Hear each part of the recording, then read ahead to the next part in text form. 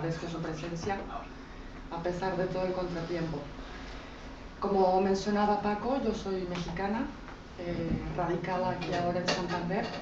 Tengo un año y poco en Santander debido también a la situación que acontece en México. Soy una perseguida política. Es por eso la situación de la decisión de dejar México. El por qué. Ya los porqués no importan. Importa la situación que está aconteciendo hoy día en el país. Es muy duro. Se logra una asociación de mexicanos en el extranjero, unidos por Ayotzinapa, y ya no solo por Ayotzinapa. Es porque todo lo que está aconteciendo en el país, minería clandestina, fracking, desapariciones de adolescentes, violaciones de adolescentes, las regresan embarazadas, es una situación realmente atroz. No hay una descripción que pueda definirse lo que acontece en México y que no sale en los diarios todos los días. Decidimos hacer unión desde afuera, los mexicanos que estamos viviendo afuera, para hacer un enlace informativo en los lugares del país o en los lugares de las ciudades donde estamos residiendo, que se escuche nuestra voz, que se escuche lo que estamos haciendo y lo que está aconteciendo. Esto es lo que nosotros hemos preparado para todos ustedes. Quisiéramos hacer una cita con el embajador.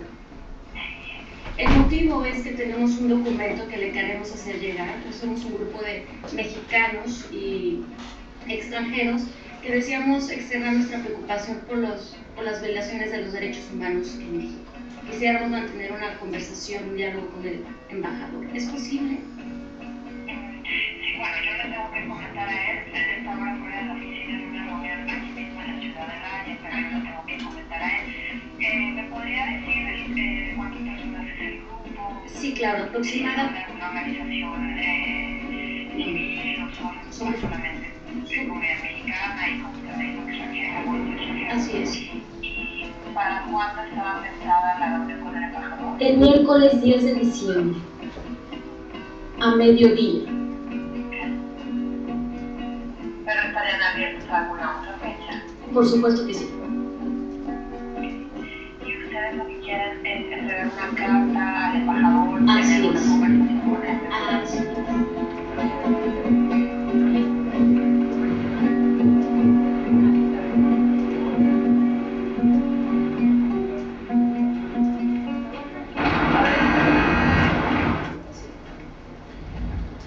Bueno, hemos venido a entregar esta carta a la embajada y no nos han recibido. La respuesta de la persona que nos recibió la carta simplemente fue que se daría un trámite como cualquier oficio, que en un par de días darían seguimiento. Sin embargo, han dicho que esta respuesta no es propia darla a la embajada. Nosotros hemos insistido que como representantes del gobierno mexicano, ellos tienen que dar una respuesta y tienen que dar una cara. Entonces hemos insistido en eso y esperamos que se dé seguimiento. No han querido abrir la puerta. No sé por qué se esconden si nuestra exigencia simplemente es por justicia y por la libertad de los compañeros desaparecidos. No hay nada de miedo ante esta circunstancia, simplemente es un asunto de complicidad y de silencio por parte de las autoridades mexicanas en el extranjero. Sin embargo, ante esto, la petición de la comunidad de los Países Bajos es muy clara y más de 220 personas han firmado esta petición exigiendo la presentación con vida de los estudiantes de Ayotzinapa. ¡Ayotzinapa vive! ¡La lucha sigue! ¡Vivos se los llevaron! ¡Vivos los queremos! ¡Vivos se los llevaron! ¡Vivos los queremos! Hoy se cumplen 4 meses de la desaparición forzada de 43 estudiantes de la Escuela Normal Rural de Ayotzinapa. Hace 4 meses la policía local los secuestró en vehículos oficiales y los llevó hacia un destino desconocido. Hoy seguimos exigiendo su presentación con vida. Antonio Santana, maestro. Presente. Marco Antonio Gómez Molina. Presente. Cristian Tomás Colón García. Funcionarios de todos los niveles del gobierno están implicados en este crimen. Policía local, autoridades municipales, funcionarios estatales, federales y también miembros del ejército. Es decir, se trata de un crimen de Estado.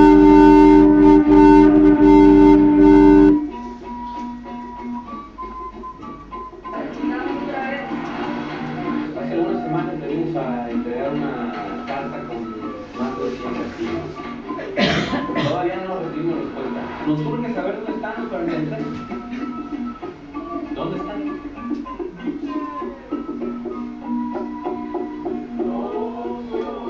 Todos, señores, nos faltan 43.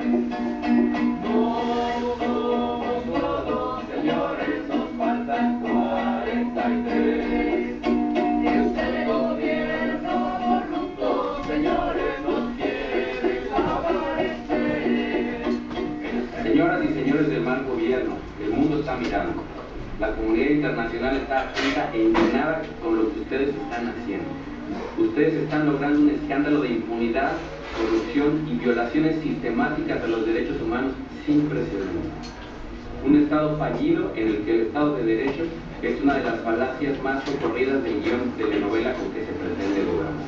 Mandamos un mensaje de solidaridad a las familias de los estudiantes de Ayotzinapa y mandamos un mensaje también a los 42 estudiantes desaparecidos. Seguiremos exigiendo su presentación con vida. Vivos se lo llevaron y vivos los queremos.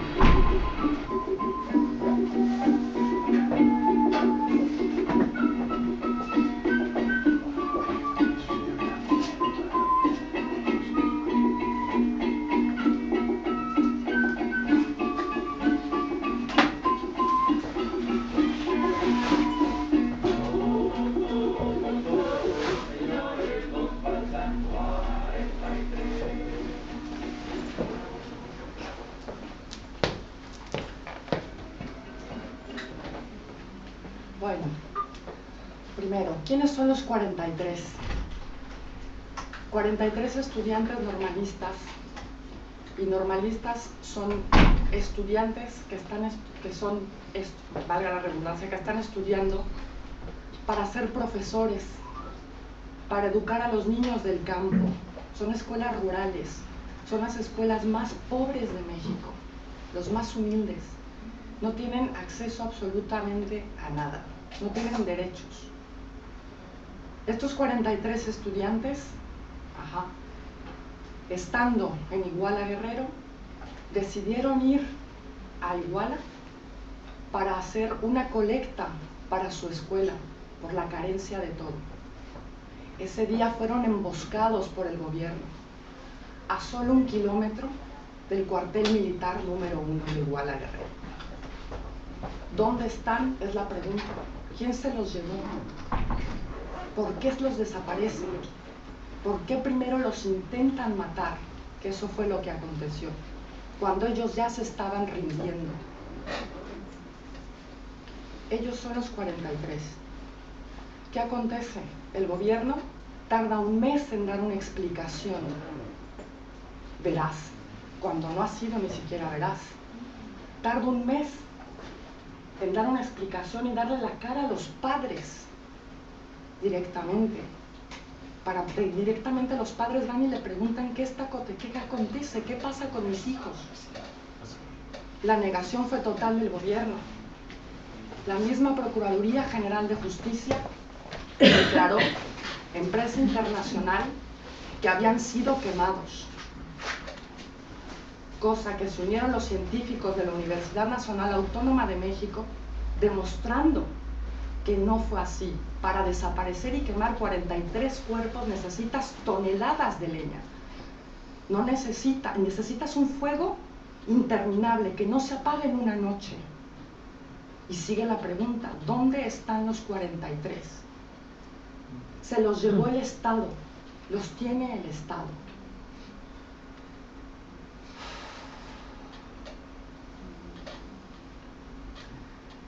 Lo que ocurrió en un estado de México, para ser precisos en Guerrero, pone este gobierno en una crisis. Esto ha traído la atención internacional, reclamos de la OEA, reclamos de la ONU, reclamos y más reclamos, porque está involucrado el ejército y ya no es la etapa calderonista, expresidente de México de aplausos sin cuestionamientos. A la presencia del ejército ya hay demasiada documentación y demasiados casos de abusos y de violaciones de los derechos humanos. Y en este caso, en la historia de una ejecución sumaria de cómo personas que ya habían rendido fueron ejecutadas. Y le sumaría cómo trataron de mentir para encubrir el caso de las instituciones involucradas. Empezaron por Ayotzinapa, algo que aparte de calificarlo como espeluznante, terrible y horroroso, considero debemos guardar estas palabras, porque tampoco quiero que el país y sobre todo la difusión internacional se acostumbre a que esto sea normal. Creo que ante los eventos que hemos presenciado surge la pregunta: ¿en qué democracia funcional desaparecen 43 estudiantes con la complicidad de la policía? Con el alcalde prófugo, un gobernador que al parecer no estaba al tanto de lo que estaba ocurriendo en su propio estado, con una oposición política de no estar enterados que el alcalde a quien habían apoyado para el pueblo político tenía investigaciones abiertas por el asesinato de mismos militantes del partido político. De una descomposición en términos de gobernabilidad en el estado de Guerrero, una infiltración policíaca, y verdadero tema aquí es el hecho de que no tenemos policías funcionales en el país y que las policías acaban compradas, capturadas y que básicamente operan sin reglas, sin normas, sin supervisión, y que hasta el momento no tenemos evidencia clara qué ocurrió el 26 de septiembre a 4 meses de la desaparición de estos estudiantes ni por qué. Aquí ya lo terrible no es el caso Ayotzinapa, es el país en general. Uno lee en el periódico y todos los días hay noticias de asesinatos, violaciones en Guerrero y con un gobernador que claramente la situación se le ha ido de las manos.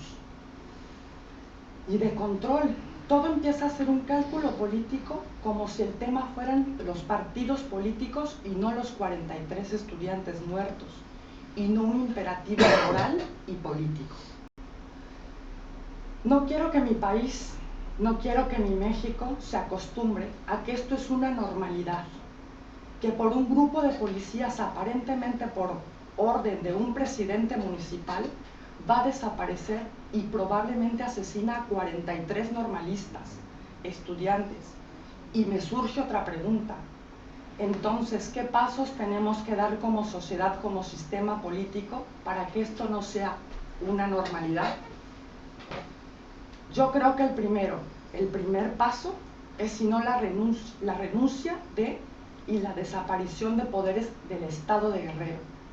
Guerrero no es un estado fracasado, es un estado criminal, es decir, es un estado que funciona para el crimen organizado.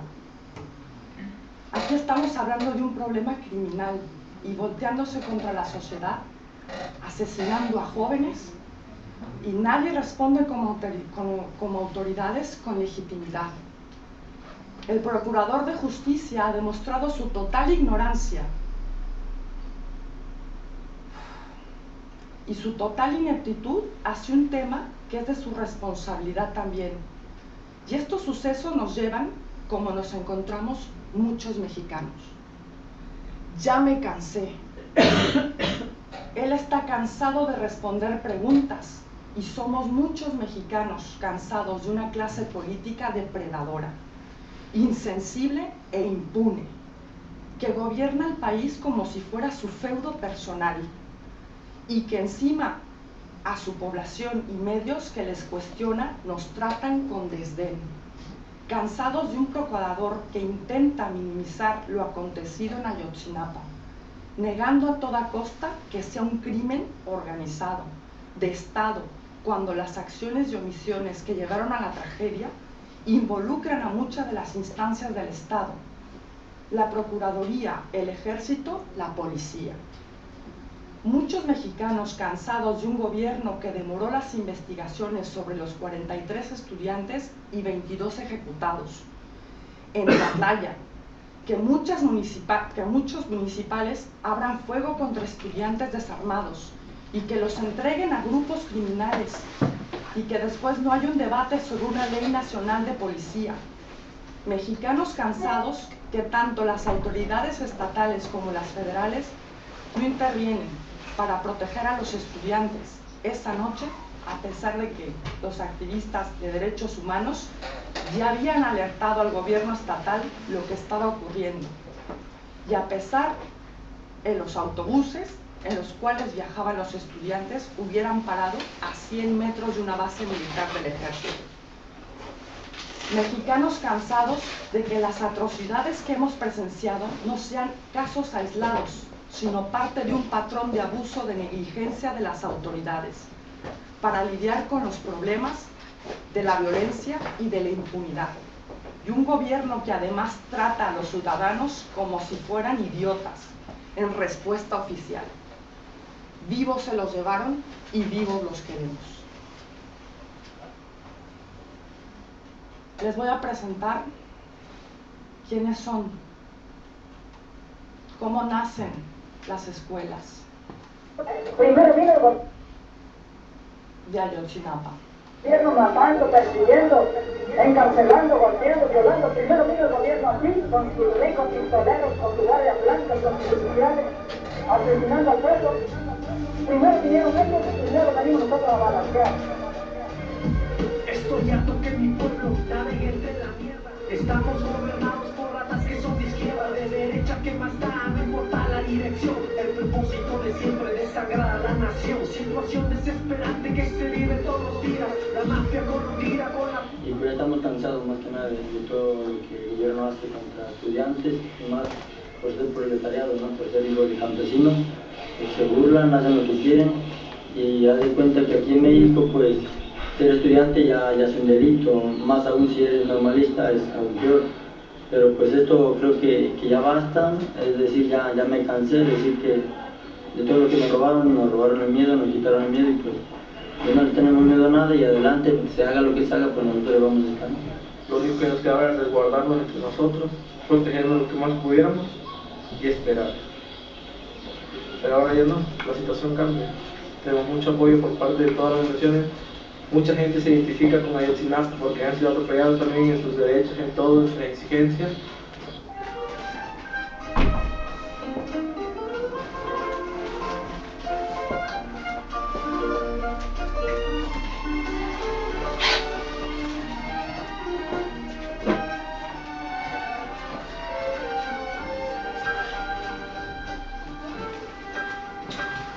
Acá hay un pueblo que vive cimentado, explotado, robado con los salarios bajos, que ya ha intentado por la autodefensa, por la sido dura, ya no existen más maneras.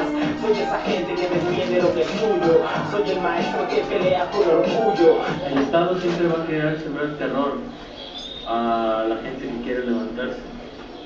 El Estado no quiere que de aquí salga otro Lucio, no quiere que salga otro Genaro, no quieren generar otro Lucio Cabañas, que pueda habitar a las masas y que pueda incluso formar pues otro tipo de leyes en otros casos. Nos dolió la muerte de nuestros compañeros, nos tocó verlos como cayeron, y pues nosotros, al igual, si nosotros estuviéramos desaparecidos, ellos estuvieran haciendo lo mismo.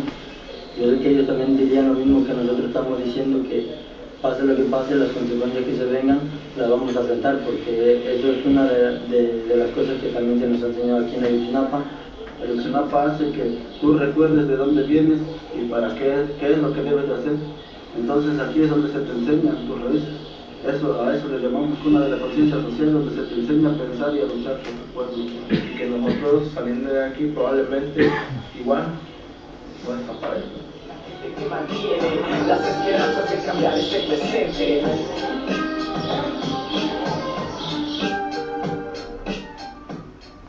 Los que hablan son los herederos de Lucio Cabañas Barrientos, el guerrillero más conocido de México. Son estudiantes de la Normal Rural Isidro Burgos de Ayotzinapa, que por primera vez hablan de su formación política y social al interior de la escuela, en la que siguen las enseñanzas de Lucio Cabañas. Son parte activa de los COPI, los Centros de Orientación Política e Ideológica que el profesor Lucio Cabañas implementó para impulsar la crítica al capitalismo y despertar la reflexión de los alumnos para crear un nuevo sistema. Pero estos alumnos de la Normal Rural de Ayotzinapa no solo son los herederos de Lucio Cabañas, también son los herederos de la Guerra Sucia. Lamentablemente nuestro único delito ha sido despertar conciencia Y para el gobierno pues esto es lo que le duele, ¿no? Hoy, cientos de familias en Guerrero están siendo revictimizadas. En algunos hogares, los abuelos y abuelas que habían desaparecido en la Guerra Sucia no son los únicos.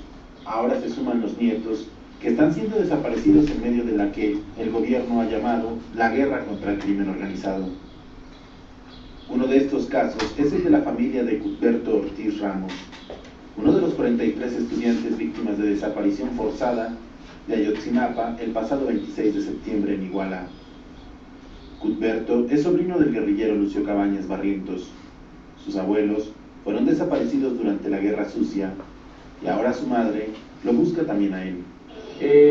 Ahorita nos desaparecieron a 43 y no solo eso, mataron a 3 de nuestros compañeros y uno está en coma, prácticamente el compañero está muerto. Ese shock que le siembra, ese miedo a querer estudiar aquí, pues imagínense, por ejemplo, un chavo que diga, yo quería estudiar en Ayotzinapa, pero ya no quiero estudiar ahí. ¿Por qué? Porque ahí matan a sus estudiantes. Esa es la idea que quieren sembrar a la gente, a la población. Porque no van a desaparecer, no van a venir y van a derrumbar todo esto con sus maquinarias, no.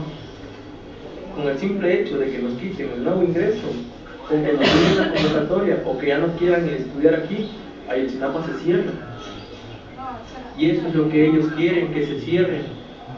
Porque no quieren que tengan gente organizando allá, que no quieren que salgan gente que luche por la comunidad, que luche porque estén bien, porque eso es lo que hizo Lucio Cabañas, y por eso lo mataron, no por otras cosas. Los alumnos de Ayotzinapa no son los únicos que siguen los pasos de Lucio Cabañas Barrientos. El experimentista Rubén Valenzo ha conformado y registrado electoralmente un nuevo partido en Guerrero, y lo ha llamado el Partido de los Pobres de Guerrero, muy similar a como se hacía llamar el grupo creado por Lucio Cabañas. En entrevista con El Universal, ha negado que exista un objetivo perverso detrás, como es el engañar a la gente y crear registros de los aún posibles simpatizantes de Lucio Cabañas. Y debo decirle, repito, no tenemos nada, ni un ápice con Lucio Cabañas. Digo, el nombre surge de mi creación con un grupo de compañeros, porque dijimos, a ver, le ponemos el partido de los ricos, pues ¿quién va a votar? Si le ponemos el partido del desarrollo sustentable, el progreso de Guerrero, la gente no lo ve. Es más, debo decirle que hay gente, palabras fáciles para la gente que lee, que estudia, fáciles, no las entienden. ¿Qué se debe de la Nada, o muy poco, lo que apenas leo así. Yo luego sí soy maestro, pero no me gusta leer. Soy maestro, no me gusta leer mucho, no leo mucho. Por la justicia y la equidad de los pobres de Guerrero. Ese es el principio que nos resume. Yo vivo de, pues honestamente, mi esposa tiene unos negocios, sí, y de eso vivo. Mañana no se pierda la entrevista exclusiva con la hija de Lucio Cabañas, quien habla de la creación de este partido por parte de expriistas y revela las amenazas de las que ha sido víctima.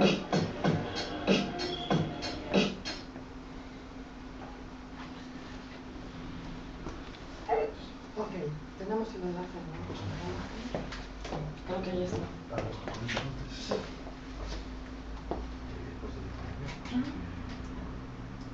Sí, porque no tengo... Vamos a intentar hablar con Omar, que ya lo hemos localizado.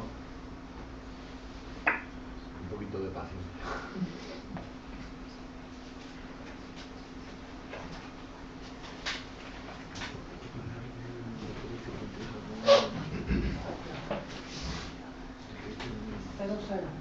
Sí, no, eso ya está entendido. 21, comprobemos el número. Rox, ¿me prestas el número por fin?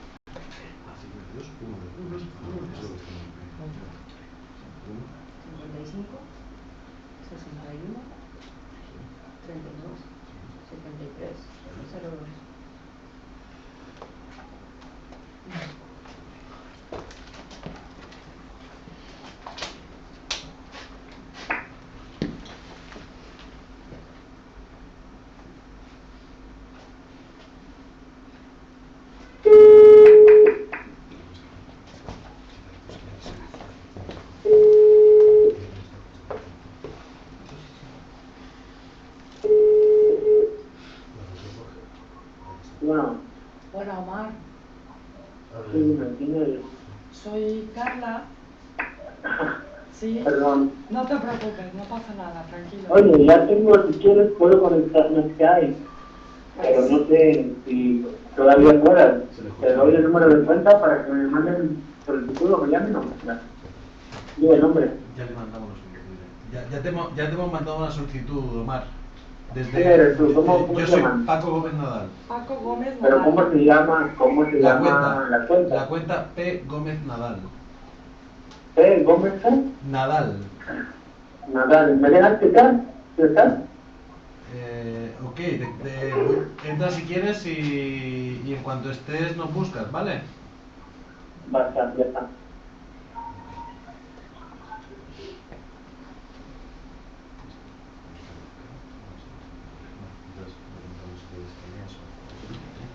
Omar es el número 44, así se hace llamar él.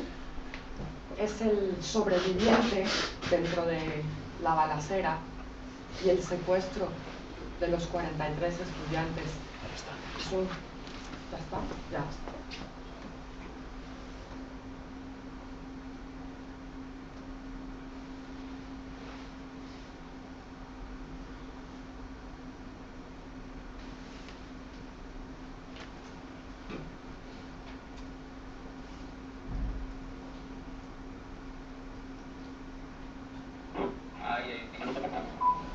Hola, Omar.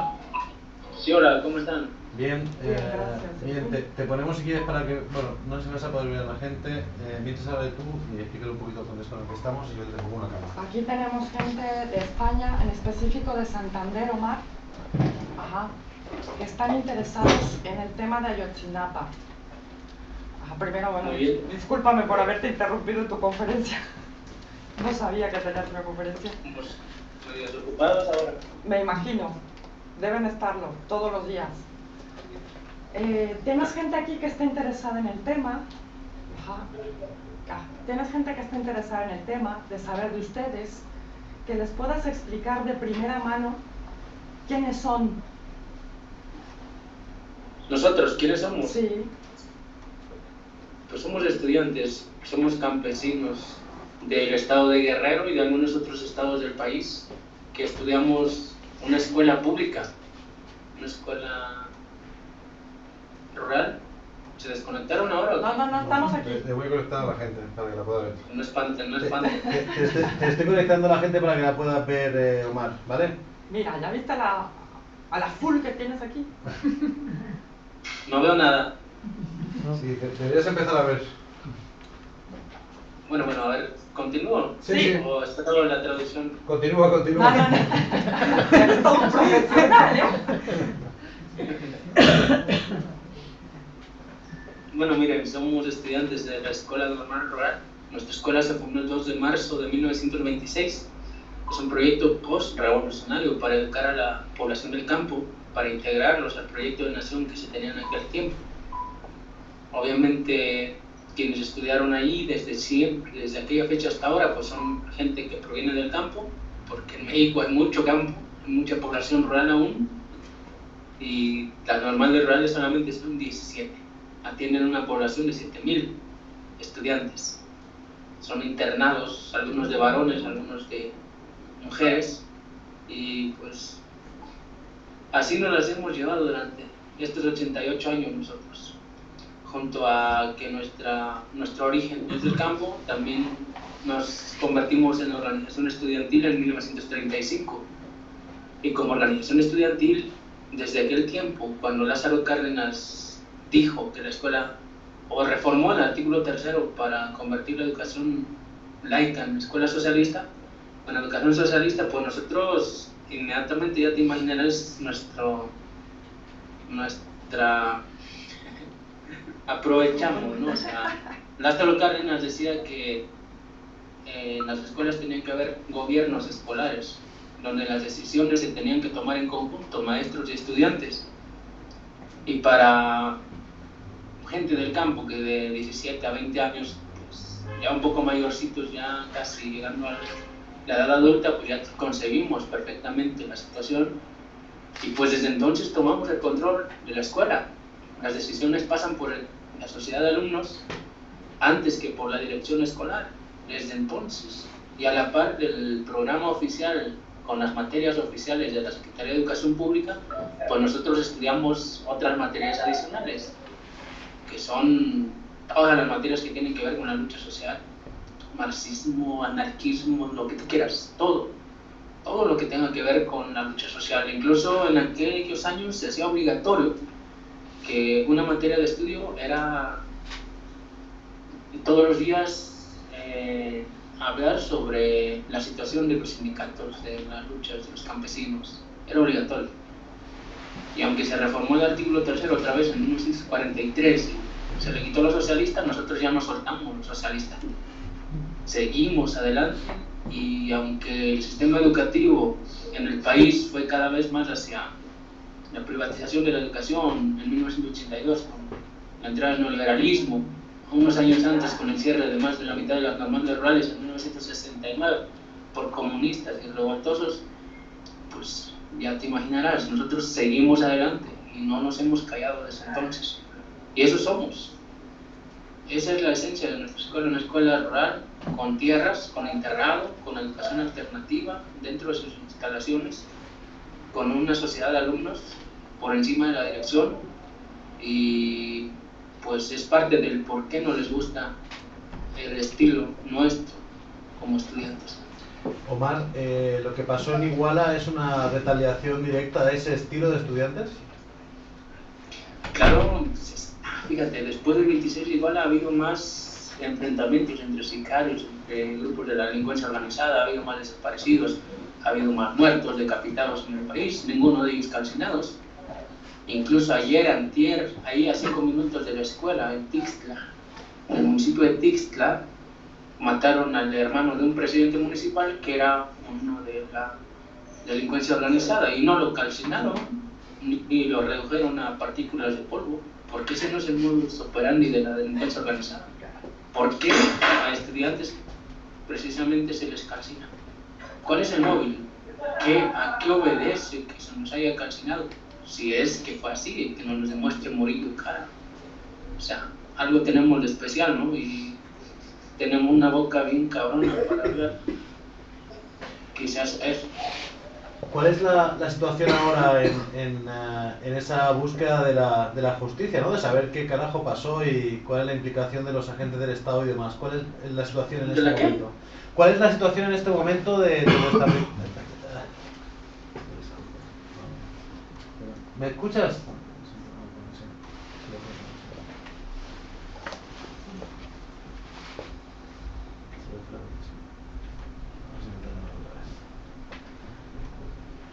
Vamos un momento. Problemas técnicos. Bueno, milagros técnicos. Sí, así.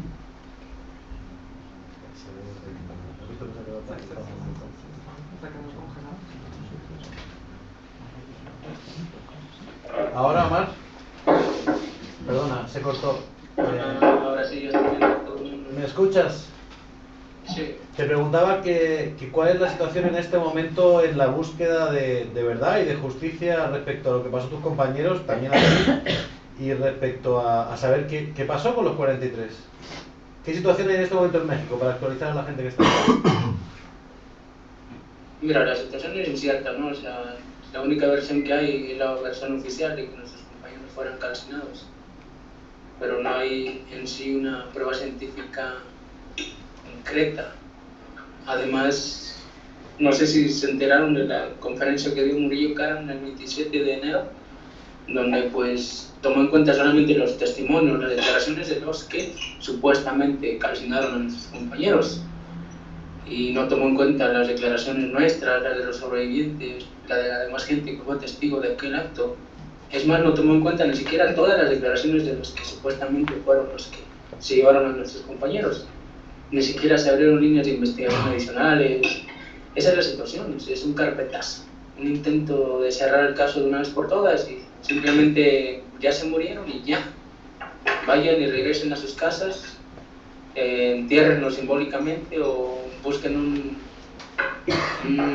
montón de cenizas, un montón de tierra y hagan de cuenta que ese es un muerto O busquen unos restos de algún animal y hagan de cuenta que ese es un árbol, que no nos dan en sí. Entonces, ¿qué hacer, no? O sea, esa es la situación, y es una situación de indignación de parte de los padres de familia, nuestra también. No vamos a admitir, cabrón, o sea, es difícil. ¿Cómo se conecta lo que pasó en Iguala y lo que sigue pasando en todo el estado de Guerrero con la agresión permanente a los ejidos comunales, a los estudiantes en las ciudades? O sea, ¿hay una agresión directa a todos los movimientos organizados en este momento en México? Claro, y por ejemplo te digo lo que está pasando ahora en Tixla. O sea, ayer, antier, este fin de semana pasado se estableció un toque de queda por parte de los sicarios.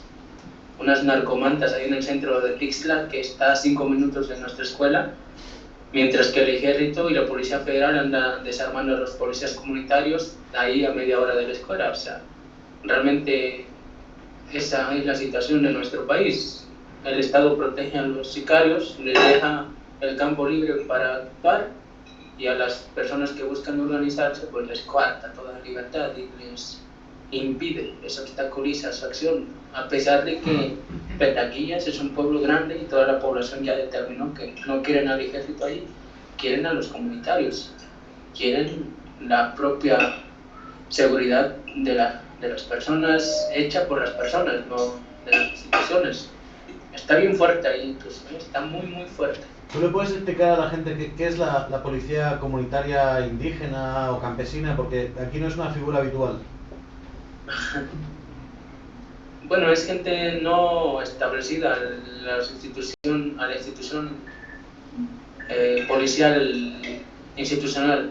Es gente del pueblo, en asambleas se eligen, dicen tantas personas, tantos ciudadanos van a ser policías durante un año, se les da la facultad de ser autoridad comunitaria durante ese año, se les da un arma, un rifle, y cuidan a la comunidad, establecen la seguridad, la justicia, juzgan. Bueno, es gente del pueblo, incluso es sin salario, pues el mismo pueblo los mantiene durante el tiempo que les corresponde estar. Es un cuerpo legítimo, legal, incluso de los pueblos no solamente indígenas, sino mestizos también. O sea, ¿por qué? Porque en un estado donde no hay gobernabilidad, donde las policías del estado ya no dan seguridad, pues es obvio que la gente tiene que defenderse de alguna o de otra forma. Si la policía no los defiende, ¿quién los va a defender? Entiende la gente que solamente solos, pueblos, se tienen que defender. Mucha gente no comprende esto porque no está en la situación, en las condiciones que nosotros, o mucha gente está ahí en Guerrero o en otras partes del país. Pues, pero en algunas regiones, amplias regiones de nuestro país, estas autodefensas, policías comunitarias sí son necesarias, porque el Estado o está rebasado por el crimen organizado o está en complicidad con él. Omar, ¿tienes tiempo para alguna pregunta de la gente? Pues un poquito, échenle. Venga, 2 preguntas, ¿vale? ¿Te parece? ¿Hay alguna pregunta? Llámalas. ¿No? Joder. A ver, dale. ¿Cómo se enfrenta el día a día en una situación así que yo no me imagino lo que es llevar la vida cotidiana con ese peligro constante? La vida cotidiana, normal, de todos los días. No sé si lo has escuchado, te están preguntando cómo poder compatibilizar la vida cotidiana, tu vida normal, la de cualquier persona, con esa lucha y con esa cantidad de amenazas y de hostigamiento. A ver, repíteme. ¿Cómo se puede llevar al mismo tiempo tu vida cotidiana, normal, de cualquier persona, con ese nivel de hostigamiento y con ese nivel de persecución y de tensión, ¿no? Pues muy sencillo, sabiendo que no estás solo y que hay mucha gente alrededor nuestro que está apoyándonos y que entiende que las cosas tienen que ser así, que tenemos que defendernos, que no tenemos que quedarnos cruzados de brazos y que en este país algo tenemos que hacer de una u otra forma. Lo que no tenemos que hacer es quedarnos callados. Y entonces, pues, es así como llevamos nuestra vida cotidiana hoy en día, a pesar del acto permanente, de las amenazas, de la constante de que nos quieren tomar presos, eso. Pues sin miedo, nosotros no hemos tenido miedo, realmente quisiéramos contarles anécdotas de lo que somos nosotros como estudiantes y antes del 26 a nosotros ya nos habían encañonado, nos habían puesto el cañón acá en el pecho los militares en las primeras semanas que estuvimos en la escuela, simplemente para intimidarnos, nos quitaron la ropa, los zapatos, en algún lugar, donde quiera que nos parábamos, eso hacían con nosotros y nos fueron quitando el miedo. Si ahorita son una balacera aquí afuera, créeme que no voy a salir corriendo porque están habituados a eso. Entonces, por nuestra vida de sobrevivencia. Vamos a ver otra pregunta, la última, y yo te la traduzco un poco porque si no, no vas a escuchar. Sí, yo tenía la curiosidad, he leído tantas versiones de lo ocurrido, concretamente es la tarde o la noche de... Sí, me gustaría saber si él estuvo ahí implicado, cuál es su versión, así en pocas palabras. Mira, está diciendo este compañero que ha escuchado muchas versiones de lo que pasó en Iguala ese día y quería saber si tú habías estado ahí, si le podrías resumir dentro de lo posible qué pasó realmente en Iguala. ¿Cómo fue la cosa? Mira, sí, yo estuve ahí de hecho no hay muchos testimonios que hemos dado públicamente. Pues lo que pasó es que hubo un enfrentamiento, una agresión directa de los policías municipales sobre nuestros compañeros. Los subieron a las patrullas y se los llevaron. Además de que mataron a 3, hirieron a otros 7 compañeros, mataron a más personas esa misma noche en Iguala que no tenían nada que ver con nosotros. Y bueno, todo eso en complicidad con el ejército, con los Guerreros Unidos, que son un grupo de la delincuencia organizada ahí en Iguala. Eso es lo que pasó. O sea, el Estado incurrió en desaparición forzada y en asesinato extrajudicial. En resumidas cuentas, eso es lo que pasó. Nosotros como estudiantes sabemos sobre los protocolos de seguridad que hay aquí en nuestro país. Lo más que nos esperábamos esa noche era que nuestros compañeros a los que se habían llevado en las patrullas estarían en la cárcel y que al día siguiente iríamos por ellos, bajo fianza o como fuera, íbamos a ir por ellos, porque para eso están las cárceles, para eso está todo, ¿no? Nuestros padres de familia no han expresado claramente si nuestros hijos estaban cometiendo un delito, pues ahí está la cárcel, echénnos a la cárcel. O nos hubieran echado a la cárcel, nos hubieran dado cualquier tipo de cargo, pero no lo hicieron así. Al contrario, desaparecieron y nos asesinaron. Entonces, pues es en resumidas cuentas lo que pasó. Omar, ustedes a Iguala, ¿a qué fueron? Porque igual aquí hay gente que no lo tiene muy claro. ¿A qué fueron a Iguala desde Ayotzinapa? Sí, también eso lo hemos expresado públicamente. No tenemos temor, ni desde el principio lo tuvimos para decir la verdad de lo que fuimos. Nosotros como estudiantes hemos participado en todas las luchas y en esos días íbamos a preparar condiciones para trasladarnos a la Ciudad de México el 2 de octubre para participar en una marcha conmemorativa. En 1968 también el Estado asesinó a muchos estudiantes aquí en Tlatelolco y nosotros íbamos a participar en esa marcha como cada año, y cada año retenemos autobuses para hacerlo, para trasladar a nuestros contingentes. A eso íbamos. Y esto lo hemos hecho constantemente. La policía lo ha impedido muchas veces. Los tratados que tenemos, convenios que tenemos con las empresas, ahí están firmados, hay documentos que tenemos y que hemos expuesto a la opinión pública de que las empresas han firmado convenios con nosotros, que sí podemos. Sí hemos practicado la retención de autobuses durante años, desde que nuestra escuela surgió incluso. Bueno, Omar, no te vamos a molestar más, te queremos agradecer el tiempo que nos has dedicado y desearte mucha fuerza y toda la solidaridad desde acá en lo que se pueda ayudar. ¿Vale, compañero? Muchas gracias. Mucha fuerza.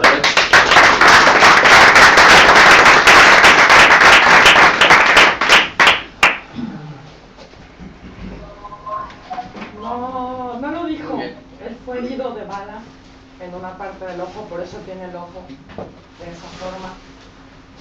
Está tratando de ver si es ayudado en cuanto a una operación que la necesita, porque es posible que pueda perder la vista. Ajá, sí, es atroz lo que sucede ese día.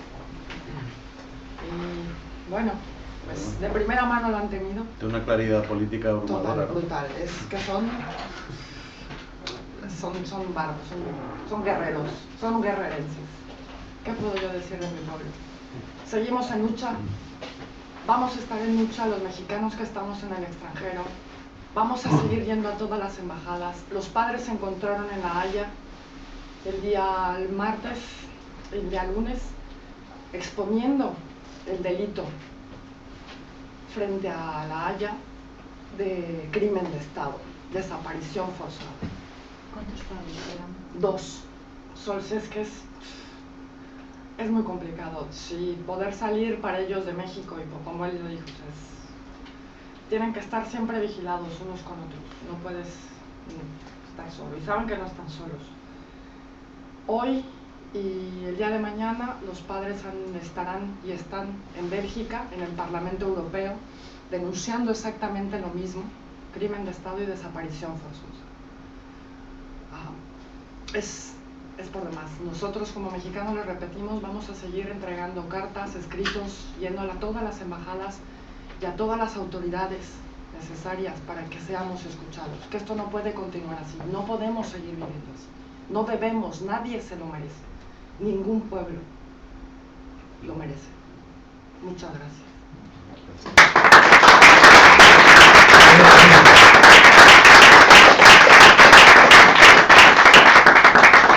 Carla, si me permites, tenía aquí dos párrafos que quería leer de Raúl Sivecci, que igual algunos lo habéis leído, que es un uruguayo que lleva mucho tiempo viviendo en México y escribió hace unos días en La Jornada un artículo que me parece esclarecedor sobre la conexión de Ayotzinapa con lo que está pasando en México, y os leo dos párrafos muy cortitos.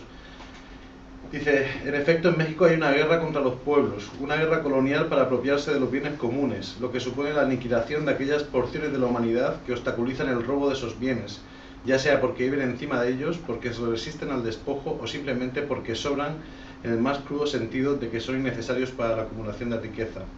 El narco es la excusa, pero el narco no existe. Son los negocios que forman parte de los modos de acumular, robar de la clase dominante.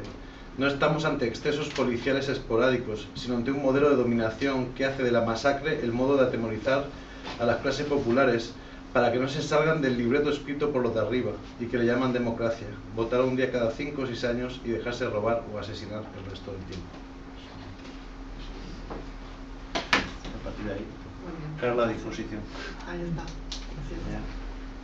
Pues muchísimas gracias. De verdad, seguiré haciendo difusión, seguiré participando en algunos eventos que ya me han invitado y seguiremos en la lucha hasta lograr la renuncia de todo un gabinete de Estado. Muchas gracias. Si queréis hacer un comentario o algo tal, podéis aprovecharse. Yo no sé, pero por la parte que nos toca, yo no sé si ha habido un contacto con la embajada mexicana en España y cuál ha sido la respuesta. La misma que has visto. No nos reciben. De hecho, está un grupo muy fuerte de mexicanos en Madrid, que todos estamos conectados con todos, una célula muy grande de todo el mundo. Y todos hemos entregado al unísono ese mismo día la carta directamente. Yo me fui a Bilbao, al consulado, a entregarla, sola, porque aquí nadie más. Directamente a dejar exactamente la misma carta que entregaron todos. Nadie, absolutamente nadie, a excepción de Suiza, que fue quien sí les recibió y les escuchó. Pero el resto ha sido exactamente negativa y negativa. No esperaba otra cosa. Claro, es que... Ajá. Pero nosotros nos vamos a seguir parando en las embajadas y consulados, que es nuestro derecho. De exigir claridad. ¿Alguna otra cosa? Sí, aparte de toda la lucha con los consulados y embajadas, que digamos que es una lucha más o menos política, ¿habéis pensado en darles también en algún sitio donde más les duela, por ejemplo, boicots económicos a las empresas de la oligarquía que está en el gobierno, no contra las empresas del pueblo, o sea, no ir contra la riqueza del pueblo, pero sí boicot económico puede ser efectivo, darles donde duele, y la verdad es que en el bolsillo les suele doler bastante. Justamente hace poco uno de los grandes empresarios de México, de Grupo Bimbo, salió con un comunicado pidiendo el apoyo total del gobierno para que ya se termine Ayotzinapa. Lo que respondió la sociedad civil fue justamente con el boicot, a no consumir más, y entregar una carta directamente de los mexicanos en el extranjero exigiendo que retire su empresa. ¿Por qué? Porque contiene alimentos transgénicos.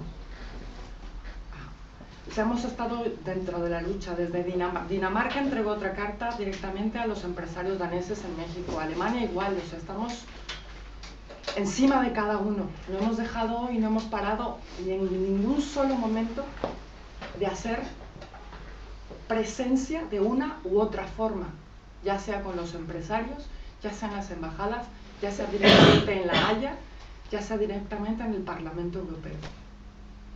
Todo. Estamos intentando todo. Estamos reuniendo firmas en este momento para la 90 más de armas que se comprobaron de Alemania que vendió a México.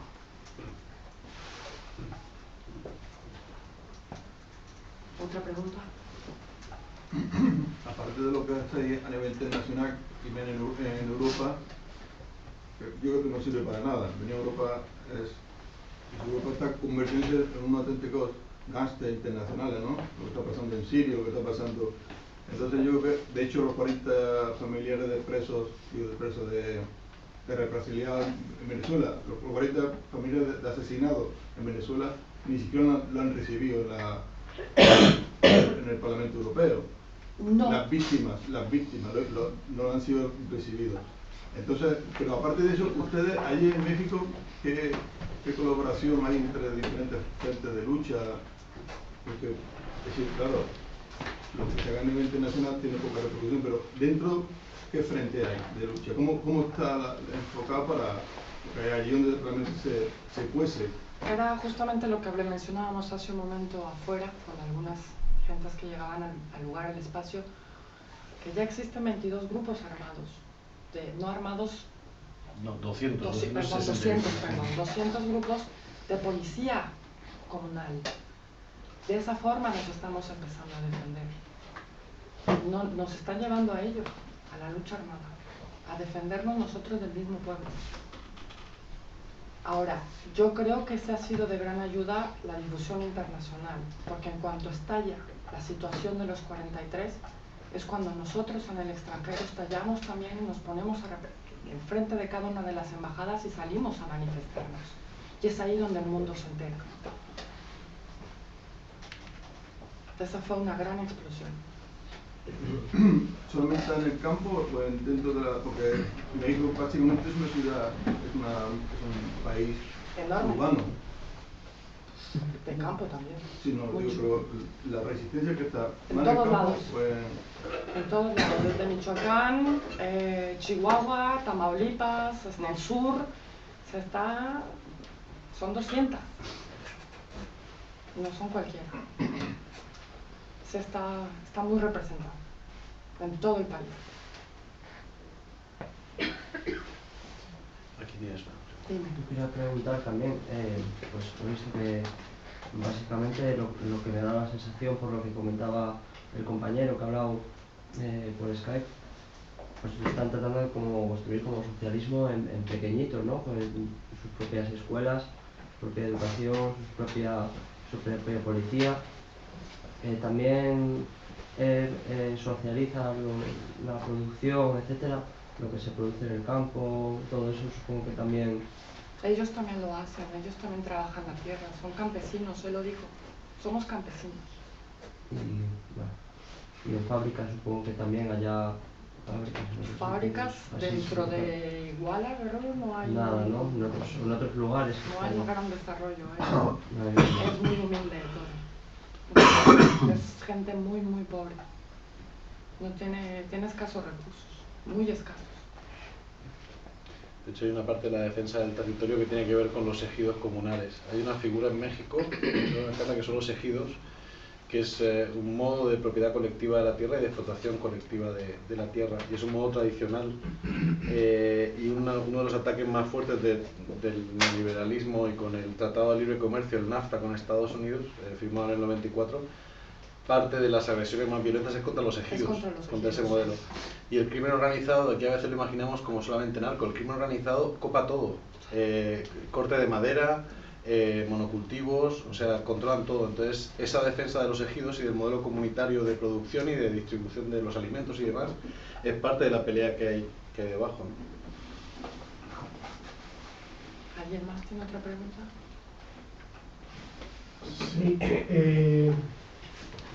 os encontráis con la figura, lo que aquí llamamos el indiano, el español que fue allá a hacer fortuna, y me voy imaginando de qué manera hacen fortuna, ¿no?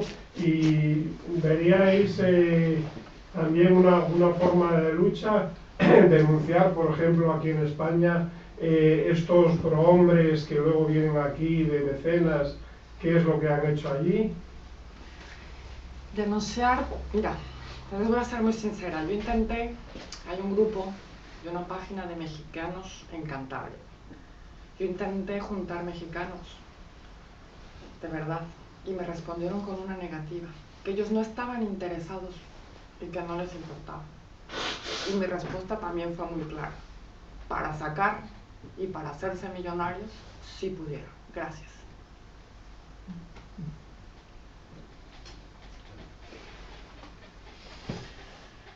Bueno, sí, a ver, no sé.